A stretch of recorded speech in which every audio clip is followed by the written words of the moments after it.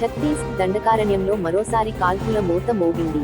దంతెవాడ బీజాపూర్ సరిహద్దులో మావోయిస్టులు సంచరిస్తున్నారనే విశ్వసనీయ సమాచారం మేరకు దంతెవాడ పోలీసులు ఇవాళ తెల్లవారుజాము నుంచి ఆకస్మికంగా స్పెషల్ ఆపరేషన్ చేపట్టారు.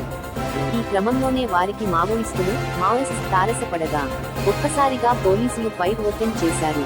దీంతో ఇరుపక్షాల మధ్య కొన్ని గంటల పాటు భీకరంగా ఎదురుకాల్పులకు కొనసాగాయి.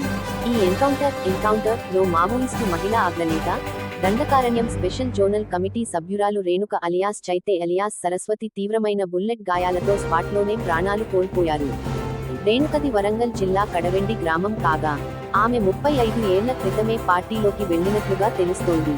ఈ మేరకు ఎన్కౌంటర్ జరిగిన స్థలంలో దంతెవాడ పోలీసులు రేణుక మృతదేహంతో పాటు రైఫిల్, మందుగుండు సామాగ్రి, బుల్లెట్ స్వాధీనం చేసుకున్నట్లుగా దంతెవాడ ఎస్పీ గౌరవ్ రాయ్ పోలీసులు వెల్లడించారు.